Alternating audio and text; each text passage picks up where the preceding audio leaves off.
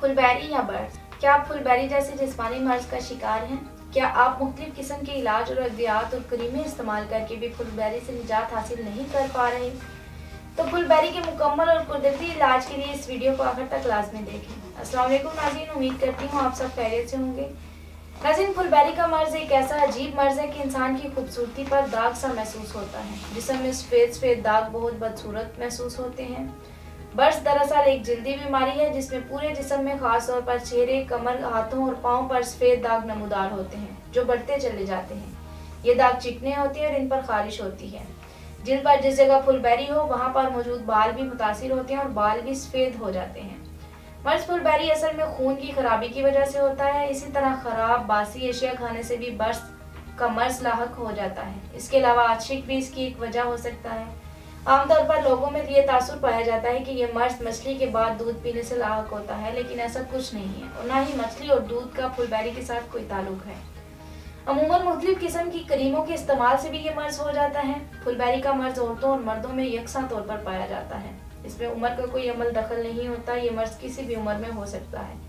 इस मर्ज में शुरू की अलामत इंसानी जिस्म के खुले हिस्से जिन पर लिबास ना हो, मसलन हाथ, बाजू, चेहरा, होंठ, आंख, कान, मुंह पर ये दाग नमूदार होते हैं। इसके अलावा भौहें, पलकों और दाढ़ी के बाल भी सफ़ेद हो जाते हैं। यहाँ मैं आपको एक और बात बताती चलूँ, जिस शख्स को ये मर्ज होगा वो इसकी मुकम्मल तशखीस ज़रूर करवाए।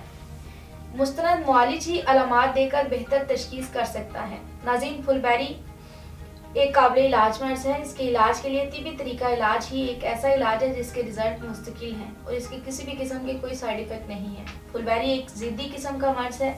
सबसे पहले तो फुलबेरी के मरीज को चाहिए दाग वाली जगह पर सुई चबोकर देखें। अगर खून निकल आए तो समझ लेना चाहिए ये मर्ज पेचीदा नहीं है, लिहाजा हमारे इलाज से ऐसा मरीज जल्दी मुकम्मल निजात पा लेता है। दूसरी तरह के वो मरीज हैं जिनको फुलबेरी से मुतासिर जगह पर सुई चबोने से पानी निकल आता है। इस सूरत हाल में फिर ये एक पेचीदा मर्ज बन जाता है। हमारे पास इसका भी इलाज मौजूद है, लेकिन इसमें मरीज को मर्ज से मुकम्मल निजात पाने के लिए काफ़ी ज़्यादा वक्त दरकार होता है। तहसील दवाखाना के तजर्बाकार और माहिर हुक्मा ने फुलबेरी के असल असबाब को मद्देनजर रखकर इसका बेहतरीन इलाज मुतारिफ करवाया।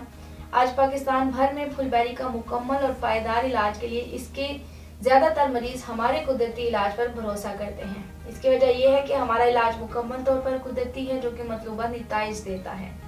फुलबेरी का जड़ से खात्मा करने के लिए हमारा इलाज बहुत अहमियत रखता है। हमारे इलाज से मुख्तसर मुद्दत में ही फुलबेरी के दाग मुकम्मल तौर पर ऐसे गायब हो जाते हैं जैसे कि कभी थे ही नहीं।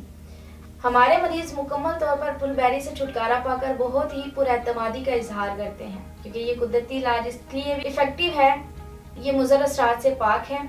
इसके बाद नाज़रीन को मैं कुछ परहेज़ बताती हूँ जिस पर अमल पैरा होना ज़रूरी है। परहेज में खुराक भी बहुत अहम किरदार अदा करती है। मरीज को पता होना चाहिए वो कौन सी खुराकें खाए जिससे इसे फ़ायदा हो। यहाँ मैं बताती चलूँ फुलबेरी के मरीज को किन चीज़ों से परहेज करना चाहिए। फुलबेरी के मरीज को खट्टी चीज़ों से मुकम्मल परहेज करना चाहिए। खट्टी चीज़ों में इमली, टॉटरी, गोलगप्पे, इस तरह की दूसरी चीज़ें भी जिनमें खटाई पाई जाती हो। तमाम किस्म के सॉफ्ट ड्रिंक्स का इस्तेमाल मुकम्मल तौर पर बंद कर दें। इसके अलावा सुर्ख गोश्त का इस्तेमाल बिल्कुल तर्क कर दें। नाज़रीन, ये तो था फुलबेरी के मरीज के लिए परहेज। अब मैं बताती हूँ कि कौन सी ग़िज़ा खानी चाहिए जिससे इनको भरपूर फ़ायदा हासिल हो। ज़ुद हज़म ग़िज़ा का इस्तेमाल करें जिस पर अमल पैरा होकर इस मर्ज से बचा जा सकता है। यहाँ मैं चंद एक हदायत और एहतियाती तदाबीर का जिक्र करूँगी। फुलबेरी के मरीज़ को चाहिए दिन में कम अज़ कम 2 बार ज़रूर नहाए। रोज़ाना 10 मिनट तक धूप में ज़रूर बैठें। अगर जलन महसूस हो तो वक्फा कम कर दें। फुलबेरी के मरीज़ को चाहिए हमेशा ताज़ा खाना खाए, दिन का बचा हुआ या रात का बासी खाना ना खाए। इसके मुतालिक मज़ीद मालूमात के लिए हमारा YouTube चैनल तहसील दवाखाना विजिट करें। अगले प्रोग्राम में नए मौजूद के साथ दोबारा हाजिर होंगी। तब तक के लिए मुझे इजाज़त दीजिए। अपना ख्याल रखिएगा। अल्लाह हाफिज़।